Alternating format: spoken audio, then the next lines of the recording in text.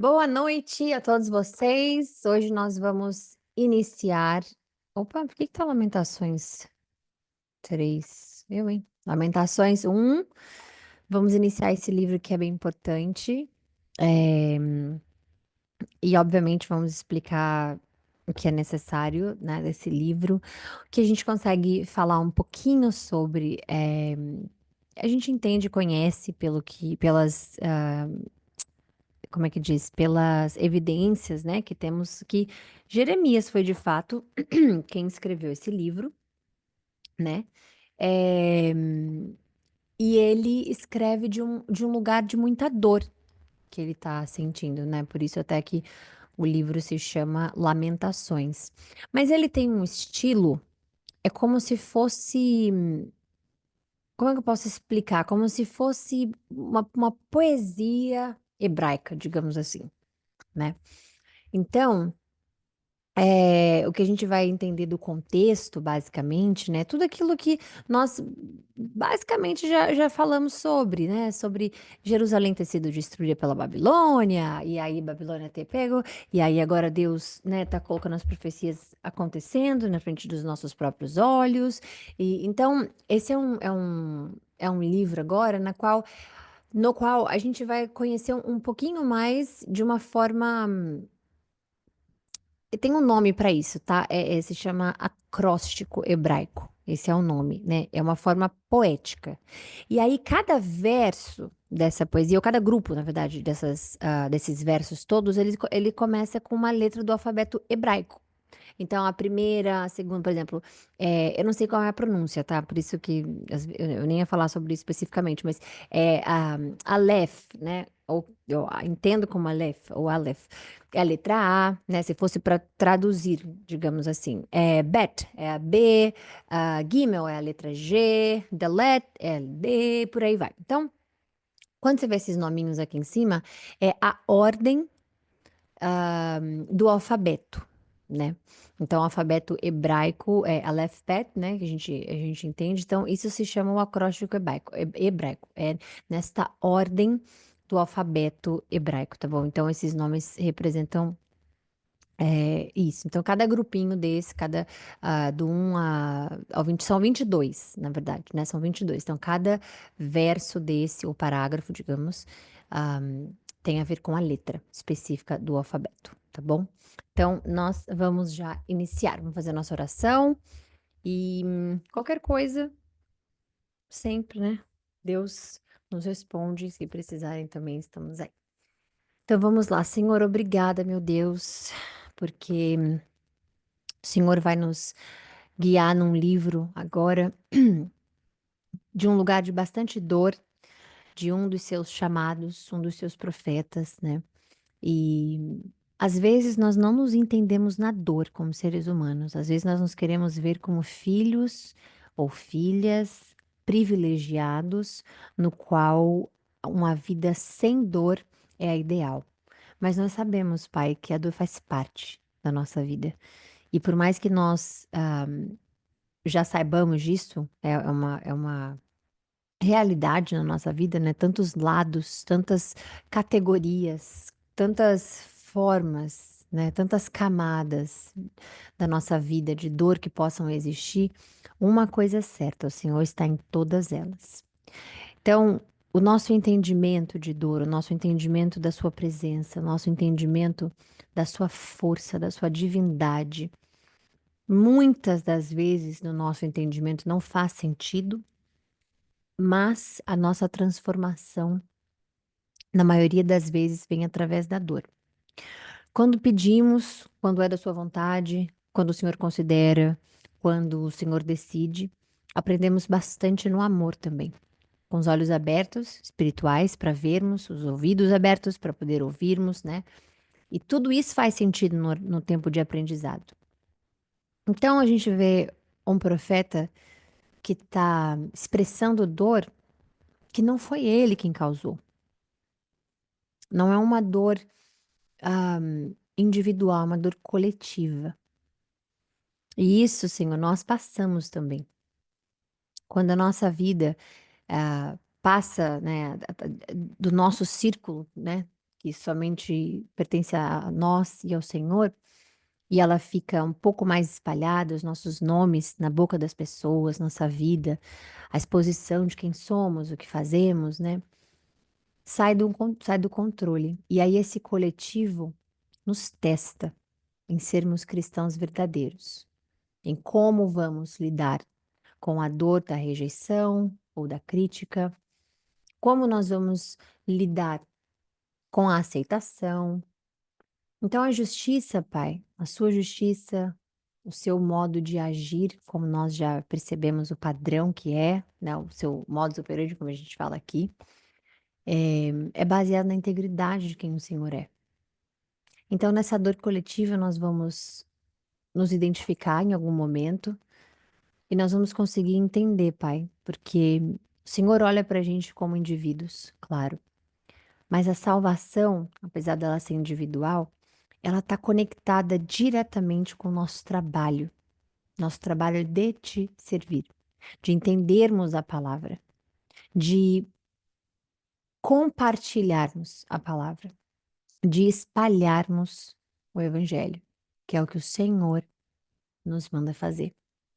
Então, que nessa live, vinda de um lugar de dor, nós possamos entender com um olhar que seria um olhar de misericórdia, um olhar de compreensão, porque a gente não pode atacar aqueles que precisam do Senhor.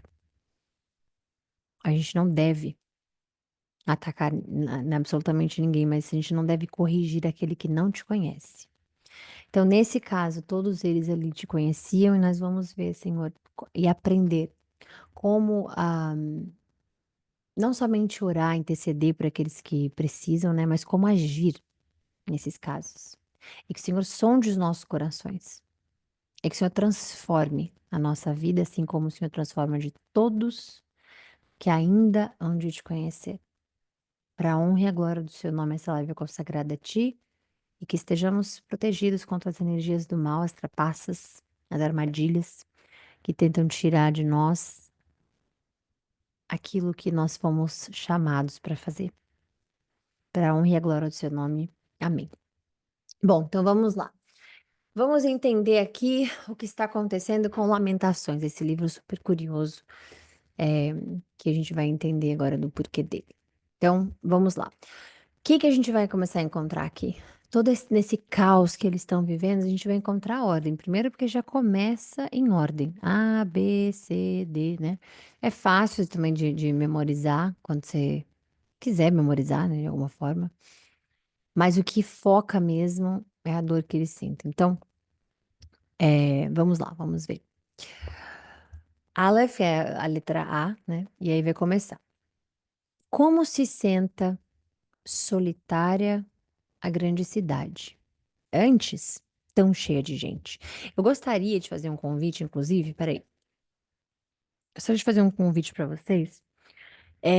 Cada verso dessa poesia dolorosa, né? Cada verso, quando você conseguir olhar, se você puder conseguir olhar com um olhar mais espiritual, ou mais emocional, eu acho que esse livro faz um sentido maior para a sua vida, né? Não só para aprender sobre a Bíblia mesmo, mas para a sua vida. Então, por exemplo, aqui quando ele fala: como se senta solitária a grande cidade, antes tão cheia de gente.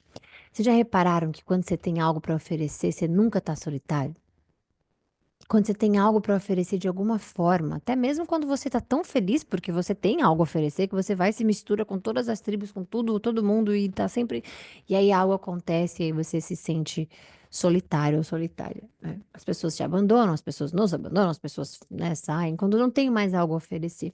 Então, quando a gente lê e a gente tenta colocar as circunstâncias da nossa vida, né, a gente se identifica mais com o texto. Aí um texto que pode parecer um pouco chato, ou um pouco mais maçante, um pouco mais demorado, ele se torna interessante para o seu aprendizado. Então é como se isso fosse um hack para você conseguir ler aquilo que você pode dizer: "Ué, mas tá, mas e aí? De novo tem a ver com Israel, de novo".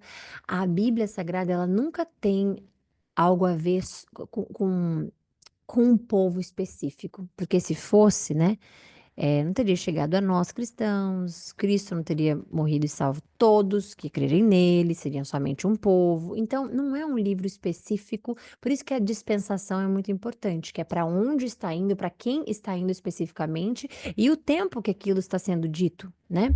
Então, quando você vê coisas às vezes escrito e aí hoje ele vai e pergunta, você sabe que de acordo com a dispensação e tudo mais, não é hoje especificamente, porque ele já morreu, já não é mais, né? A Bíblia conta histórias também, apesar dela ser atemporal, ela conta histórias que de fato aconteceram e que não está acontecendo agora, nesse momento, né? Então, quando você estiver lendo essas partes, tenta se ver na história, para que você possa se conectar também enquanto você aprende de forma como posso explicar? De forma individual e coletiva, né? Então, como se sente a solitária grande cidade antes tão cheia de gente? Obviamente que aqui não é somente sobre ter o que oferecer, porque aqui no caso foi a mão de Deus, né? Aqui no caso foi a profecia, aqui foram eles sendo levados, né? Para Babilônia, porque antes ela era cheia de gente, agora ela ficou solitária. Mas você pode transformar o entendimento do modo operandi de Deus, de como Deus age, de como as coisas acontecem na vida e os aprendizados que esse livro pode nos dar também, tá bom? Então, caso se de alguma forma né, a gente não parar para explicar nada ou falar nada, que você não ache que uma linha, um versículo, um verso que seja uma palavra tenha sentido ou seja irrelevante. Não, é bastante relevante. Relevante. Então, tudo vai ter um sentido se você colocar no lugar certo, tá bom? Então vamos lá. Como tá solitária essa grande cidade? Como se parece com uma viúva que antes era grandiosa entre as nações, a que era a princesa das províncias, tornou-se agora escrava. Então, a gente está falando de Jerusalém, que era o centro de adoração, especificamente, né? Você ia lá para fazer as orações, templo e tudo mais. Jerusalém era o centro de adoração. E agora está abandonada, está envergonhada, né? E aí continua. Pera. Chora amargamente durante a noite, e as lágrimas rolam pelo rosto. De todos os seus amantes, ou seja, ali a idolatria, né, considerada como adultério, aconteceu bastante. Então, esse pecado trouxe a ruína para eles, né? Então, Deus fala, cheio de lágrimas nos olhos, porque todos os seus amantes, de todos, nenhum consola. Então, de toda aquela idolatria que eles tinham, de toda aquela desobediência para com Deus que eles tinham, de todo aquele amor que eles tinham às regras, mas não ao espiritual deles, né?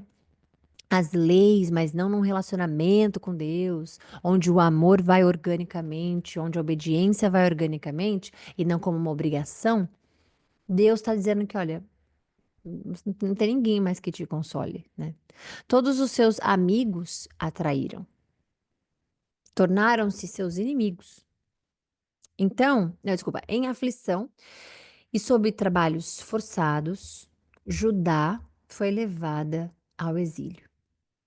Porque agora, né, a tribo de Judá, ela sofre com o exílio especificamente. Lembrando que Judá foi disciplinada por Deus. Então, essa dor, essa vem da disciplina, porque é muito bom quando a pessoa faz o que ela quer, do jeito que ela quer, na hora que ela quer, e aí se a disciplina vem, causa dor, causa reclamação, causa sofrimento, causa. Mas na hora de estar ali fazendo o que é necessário para o próprio bem, não às horas de Deus, mas ao próprio bem, não tem problema. Mas se Deus disciplina, é a única coisa que o ser humano vê, né? É igual aqui, você faz 99% de coisas boas. 1% é onde vão te pegar e vão ali colocar os 99 tudo em questão. Então, isso acontece também. É como se fosse assim, ó, você é minha, né? Deus falando para Jerusalém. Você é minha, não sei o que, não sei o que, mas aquele 1% que é a obediência. Ah, mas nossa, por isso que a Bíblia diz, Jesus diz, haverá uma época, né? Vai ter tempo que vão dizer, Senhor, Senhor, ele vai dizer, apartem-se de mim, não os conheço. Então, não é estar debaixo de lei, não é estar, é ter um relacionamento com Deus no qual organicamente você vai amar obedecer a Deus. Você vai amar não querer pecar. Você vai amar fazer as coisas mais santamente, se essa palavra existe, possível para Deus, né? Porque respinga no próximo que te vê, levando o nome dele, respinga na sua própria vida. Então, ter um relacionamento saudável com o Senhor, no qual você quer obedecê-lo, você não é obrigado, você quer obedecê-lo, você quer amá-lo, você não é obrigado a amá-lo, né? E isso é o que faz toda a diferença. Então, ele diz, então Judá foi isso que aconteceu, né? Porque foi disciplinada por Deus. Então, em aflição sobre trabalhos forçados, Judá foi levado ao exílio. Vive entre as nações, mas sem encontrar repouso. Em todos os seus perseguidores a capturaram em meio ao seu desespero. Os caminhos para Sião pranteiam, porque ninguém comparece às suas festas fixas, aí que a gente está falando das leis. Todas as suas portas estão desertas, os seus sacerdotes gemem, as suas moças se entristecem e ela se encontra amargurada a cidade. Os seus adversários são os seus chefes, ou seja, o papel se inverteu ali. E os seus inimigos estão tranquilos. Por quê? Porque antes, quando ela era quando ela era populado, quando ela era uma boa cidade, os inimigos não ficavam tranquilos. Podia a qualquer momento ter uma guerra, podia a qualquer momento ter um ataque, podia a qualquer momento, né? E o Deus de Israel era muito famoso. Mas o Senhor lhe trouxe tristeza por causa, veja, por causa dos seus muitos pecados. Então Deus trouxe aquilo que foi entregue. Foi entregue pecado, foi chamado pecado. Então Deus vai trazer a recompensa do que. Porque a palavra recompensa não vem só de coisa boa. Então a recompensa por você fazer o mal é XYZ. A recompensa de você é isso. Então, por causa dos seus muitos pecados, os seus filhos foram levados para o exílio, prisioneiros dos adversários. Todo o esplendor fugiu da filha de Sião. Os seus líderes são como os servos, que não encontram pastagem. Sem forças, fugiram diante do perseguidor. Nos dias da sua aflição e do seu desnorteio, Jerusalém se lembra de todos os tesouros que lhe pertenciam nos tempos passados. Quando seu povo não caiu nas mãos do inimigo, ninguém veio ajudá-la. Desculpa, quando seu povo caiu nas mãos do seu inimigo, ninguém veio ajudá-la. Os seus inimigos olharam para ela e zombaram da sua queda. Jerusalém cometeu graves pecados, por isso tornou-se impura. Todos os que antes a honravam, agora a desprezam, porque viram a sua nudez. Ela mesma geme e se desvia deles. A sua impureza prende-se às suas saias. Ela não esperava que chegaria o seu fim. Sabe a sensação de impunidade? Desde que eles saíram em Êxodos, desde que eles saíram, a desobediência ela come solta. Desde que assim reclamavam de tudo, reclamavam do tempo, reclamavam do calor, reclamavam do que não tinham o que comer. Aí Deus manda maná, aí maná cai, e aí a ganância pega, eles pegam mais do que deveriam, ou reclamam que só tem maná. Vamos voltar para o Egito, porque lá pelo menos tinha outras coisas para comer. E vamos. Então, a gente entende, né, que quando a gente vê assim. Ela não esperava que chegaria ao fim. É testando mesmo a paciência de Deus. É assim, você é a preferida. Você já é o escolhido, a escolhida. Você já. Então, pra quê? Qual é o problema? Não tem problema, gente. Tá tudo certo, né? Então, chegou o momento no qual Deus diz: olha, não é assim. A sua queda Foi surpreendente, ninguém veio consolá-la. Olha, Senhor, para minha aflição, pois o inimigo triunfou. É isso que ele escuta, né? O adversário saqueia todos os seus tesouros. Ela viu nações pagãs entrarem no seu santuário, no seu santuário, Jerusalém, apesar de teres proibido que participassem das suas assembleias, né? Então veja, qual é o exemplo que nós podemos dar aos outros que veem o nosso corpo como templo de Cristo, o santuário, né?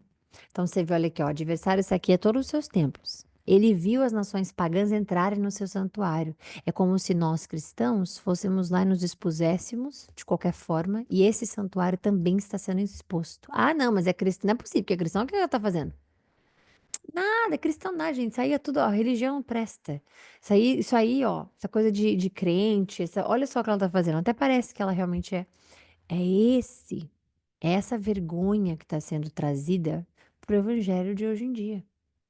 Você abre a rede social, você vê as pessoas rindo do evangelho.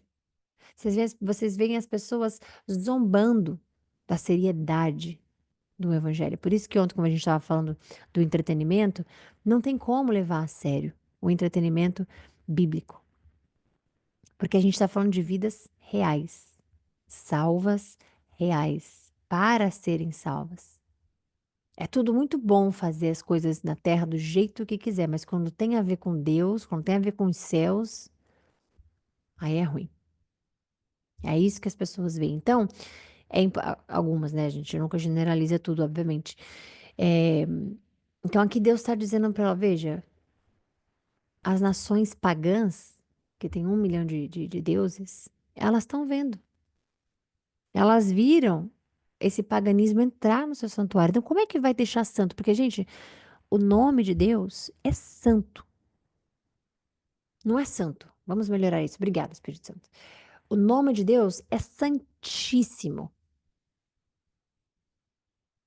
Então, quando a gente é tão santíssimo, é tão sagrado, é tão que nem eles mesmos, por exemplo, proclamavam o nome,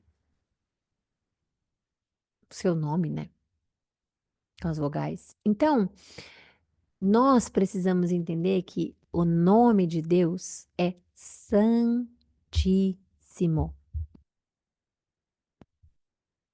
E isso vai requerer que pessoas que levem a vida dele, a vida carregando o nome dele, sejam santas, separadas. Então é uma vergonha quando as nações pagãs viram que elas estavam dentro do templo do Senhor. Ué, mas não era proibido, não era isso, mas olha a vergonha que foi causada.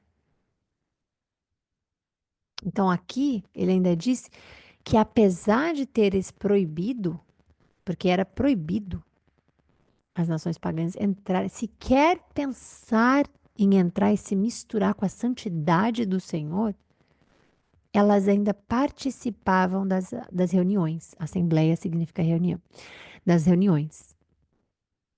Então, isso traduz para a sua vida também. E quando você vai ver as referências bíblicas lá na frente, porque toda a Bíblia ela se encaixa, você vai ver Deus falando como é que diz? Do joio e do trigo. Você vai ver Deus falando sobre o jugo desigual.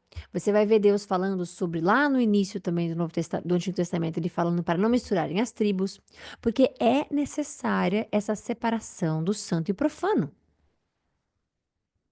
do santo e do mundano. Então Deus aqui fala, né, no versículo 10, ele diz: olha, nem consideram mais vocês santos. Porque até mesmo as nações pagãs já entraram no santuário de vocês. E isso acontece na nossa vida. As pessoas olharem para. É nada, é cristã nada. É cristão nada, olha só o que eles fazem, olha o que ela está fazendo. E aí, às vezes, na defensiva humana ainda, né, na versão humana que nós temos, a gente se defende ou, né? Teve outro dia nas redes sociais uma coisa dessa também. A pessoa fez algo que era bem mundano e essa pessoa tinha se convertido há pouquíssimo tempo, né? E a internet caiu em cima dessa pessoa porque, né, se expôs demais, de uma forma mundana mesmo. E aí a pessoa foi na rede social e falou assim: ah, então tá bom, então é pecado eu fazer isso. Não, porque vocês que estão me julgando, vocês que. E aí, às vezes, um irmão que está querendo ajudar, porque a Bíblia diz que nós temos o dever de ajudar o nosso irmão de fé. O que significa o irmão que divide a mesma fé que nós, ou seja, o mesmo irmão crente em Cristo, você é irmão daquela pessoa. Então, em Cristo você é. Então, ajudar essa pessoa é nossa obrigação. E aí a defensiva vem. Então, é difícil hoje em dia saber até diferenciar o que é preciso ouvir do santo e o que é preciso aprender a não fazer mais do profano. Então, tudo misturou, tá tudo misturado. Hoje em dia é normal o cristão estar bebendo, é normal, e isso estou falando de pessoas conhecidíssimas, pessoas que estão na mídia, pessoas que estão na sua família, pessoas, você propriamente dizendo. Então virou normal. Aquele diferencial de você ser cristão, que é você não beber, que é você não fazer coisas profanas, que é você ser separado do mundo mesmo, como sempre falamos aqui, não generalizando tudo, virou uma bagunça. Então você vê cristão fazendo besteira, você vê cristão, né, usando drogas, você vê bebendo, você vê usando roupas, por exemplo, que expõem o templo do Senhor, você vê, e assim vai indo. Então, então aqui, como você pode ver, ó, é desde que o mundo é mundo. É o homem, não é rótulo, é o homem. Para fazer a mudança, por isso que o evangelho, ele é transformação. Ele não é o que você entende. Ele não é o que eu entendo. Ele não é o que a gente quer entender. O que que é passivo de hoje pode, hoje não pode. Não é a sua interpretação vezes a minha, eu vou fazer o que eu quero, você faz o que você quer. É entender que independente de qualquer rótulo, independente de qualquer doutrina, um é santíssimo. E é para ele que tudo que se for feito nessa terra, enquanto você respira, enquanto eu respiro, é representando o nome dele, é para ele. Então, continuando.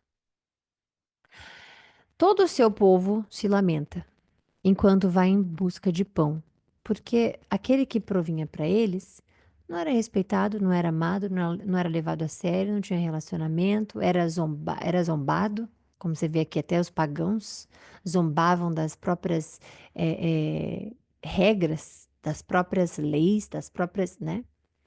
Então, eles não tinham mais quem provesse para eles, a não ser eles próprios. Então, eles iam lá em busca de pão. E, para sobreviverem, trocam tesouros por comida. Olha, Senhor, e considera, pois tenho sido desprezada. É sempre nessas aspas aqui, é Jerusalém falando, ou seja, o coletivo de Jerusalém, né? Vocês não se comovem?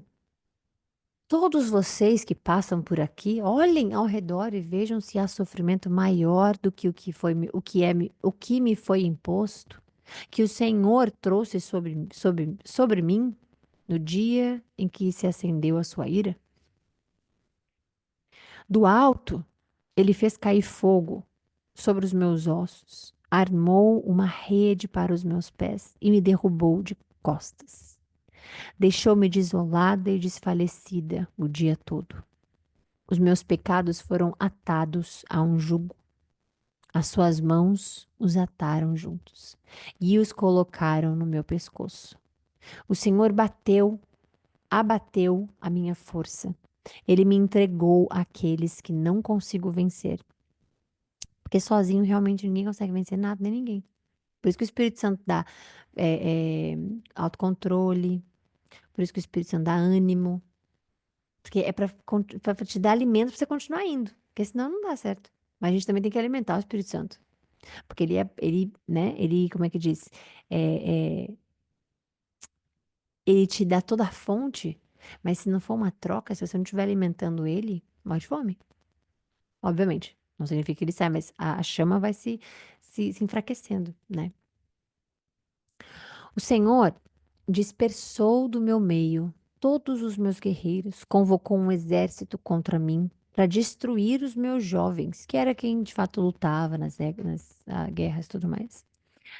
O Senhor pisou no seu lagar, a virgem filha de Judá. É por isso que eu choro. As lágrimas inundam os meus olhos. Ninguém está por perto para consolar-me. Não há ninguém que restaure o meu ânimo. Os meus filhos estão desamparados porque o inimigo prevaleceu. Sião estende as suas mãos, mas não há quem a console. O Senhor decretou que os vizinhos de Jacó se tornem seus adversários. Jerusalém tornou-se coisa imunda entre eles. O Senhor é justo, mas eu me rebelei contra a sua ordem. Ouçam, todos os povos, olhem para o meu sofrimento. Que isso é bem importante. Isso aqui é um chamado que Deus está dizendo, que está fazendo, aliás, para que a gente possa ver aquela vida que é entregue ao pecado versus aquela que é entregue à obediência.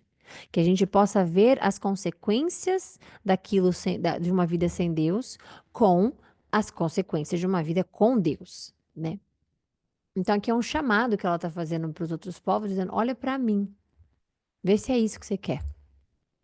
Olha para mim, porque eu rebelei contra as ordens de Deus e agora eu quero que você veja o sofrimento, resultado disso. Então, todos os povos, ela não está falando tribos israelitas, não está falando, não tá falando dos judeus, não tá, ela tá falando todos os povos. Olhem para mim.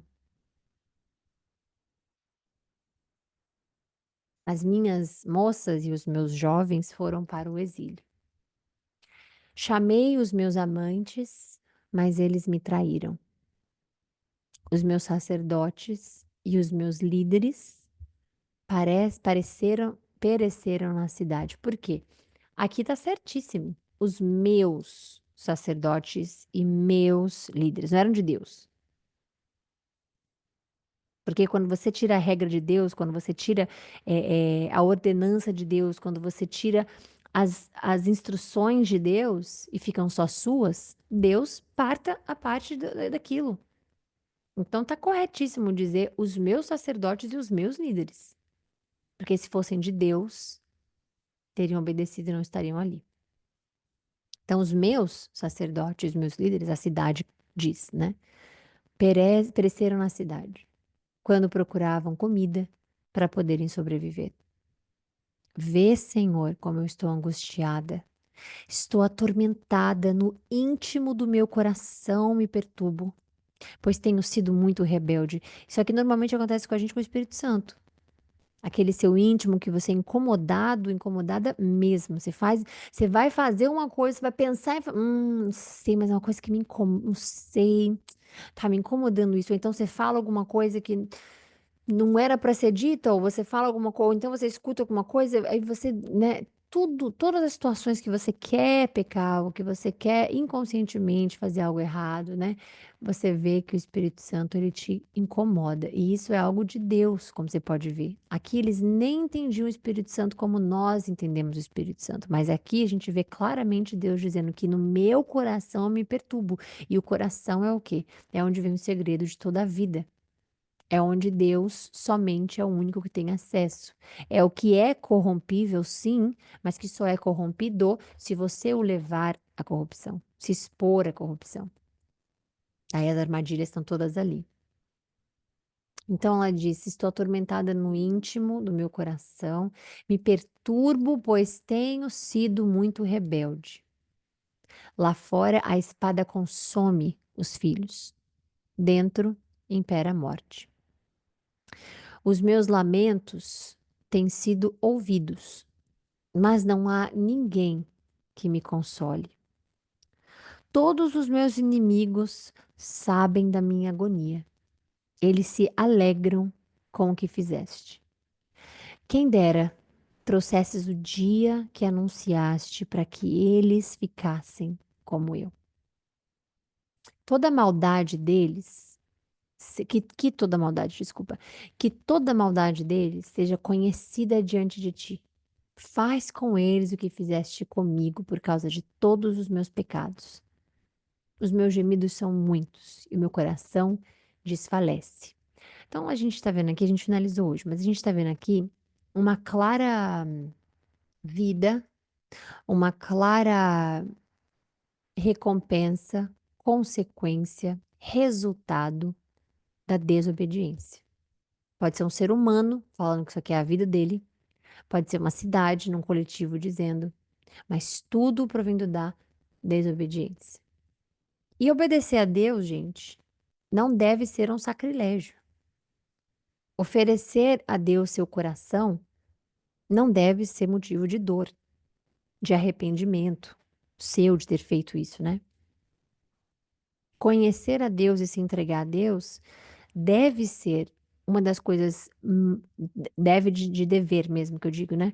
Deverá ser uma das coisas mais assustadoras, porque é a primeira vez que provavelmente nessa entrega com Cristo, é a primeira vez que você vai se entregar de forma absolutamente total, deixar para trás as tradições, deixar para trás o que você achava que era, deixar atrás o que você achava que pensava, deixar para trás o que você achava que sentia, deixar para trás o que você acha que é seguro e você dizer: Não, Senhor, hoje, suas mãos, estou nas suas mãos. Eu confio no Senhor em todas as situações e eu vou ter medo. Então, se entregar a Deus requer coragem. E essa entrega é você entender que você tem todo o direito de não querer. E Deus tem todo o direito de agir como tal. Então, esse relacionamento com Deus, ele tem que ser o melhor possível. Você não quer fazer, você vai, ué, mas a justiça vem, porque Deus é justo, a gente sabe que vem a consequência. Você quer viver uma vida com Deus e para Deus? Aí você toma coragem, você faça. Vai ser melhor? É a melhor coisa que você vai fazer na sua vida, porque não vai doer. Às vezes a gente pensa que se entregar a Deus dói, mas só se a gente estiver atrelado demais ao mundo, idolatrando demais algo. Aí dói, imagina, deixar para trás dinheiro, deixar para trás fama, deixar para trás carro, deixar para trás prosperidade, deixar para trás. Aí realmente, agora, a gente tem a história do rico na Bíblia. Ele para Jesus. Jesus está andando, não quer nada com, né, não quer guerra com ninguém, está andando. Senhor, o que que eu faço para poder, né, estar com o Senhor e ir para o reino dos céus, porque eu já faço tudo. Eu ajudo, pago imposto, eu isso, eu aquilo. Jesus falou que muito bom, sério, você realmente faz tudo muito, muito bem, né? Agora, para você entrar, você tem que fazer só mais uma coisinha. Vende tudo, dá tudo, doa tudo, se livra de tudo que você tem e me segue. Aí esse convite ficou pesado. Que deixar para trás, mas e meus anos de trabalho? Mas e deixar para trás o que eu sei, o que é fé, o que é domingo na igreja, o que significa, não, mas eu gosto do jeito que eu aprendi, né. Então, ou você tome coragem, se liberta daquilo que te foi entregue, que é a oportunidade, o privilégio de viver uma vida com Deus, e não significa uma vida restrita. Uma vida com Deus é vida de liberdade. A palavra diz que é liberdade da escravidão do pecado, da escravidão do mundo. Então, você vai sentir prazer quando se entregar para Deus. Se você ainda não sente prazer se entregando para Deus, ou achando que está entregue para Deus, tem algo errado. Você está segurando alguma coisa ainda. Porque a vida com Deus, ela é muito, mas muito, muito mais prazerosa. Você vai passar por altos e baixos? Óbvio. Sem Deus você passa, imagina com Deus. Agora, nele você vai passar com toda certeza melhor. Porque quando você vê aqui, ó, os meus lamentos têm sido ouvidos, mas não há ninguém que me console. Isso aqui numa vida sem Deus acontece. Isso aqui numa vida com Deus não acontece. Não há uma oração que você faz que Deus não escute. Não há um pedido que você faça a Deus que ele não escute. Ele vai te dar? Não sabemos. Ele vai considerar? Não sabemos, mas a sua oração é ouvida? Absolutamente sim. Então, a sua entrega para Deus, né, para com Deus, ela é Ele versus o que você acha que você sabe. Então, se jogar nas mãos dele é ter prazer em obedecer. Mas eu não vou poder mais fazer. Não, não é que você não vai poder mais, você não vai nem querer mais fazer. E ele é tão maravilhoso, é tão justo, é tão misericordioso, que quando você se entrega nessa nova criatura que você se torna e vira, né, em Deus, ele tira essas coisas de você. Ele é tão bonzinho, ele é tão amável, ele é tão pai, ele é tão maravilhoso, ele é tão perfeito, que ele não faz nem você sofrer com as coisas. Ele diz: olha, você não vai ter mais vontade. Você pode até até ter se metido em problema, ter se metido em encrenca e as coisas vão perseguir, porque é recompensa do que você fez. Agora, você vai sentir prazer em se estreitar no caminho de Deus. E você vai ficar incomodado agora é com o contrário. Antes, quando você tinha uma vida do mundo, ou pro mundo, ou, né, não tão com Deus, ou metade Deus, metade mundo, dependente do que você tinha, era o contrário. Era falar da palavra que transforma, que é estreita, né, que é um pouco mais estrita do que as pessoas. Ai, não, nossa, mas aí a religião é chata. Mas aí eu não posso fazer nada. Mas aí é o contrário.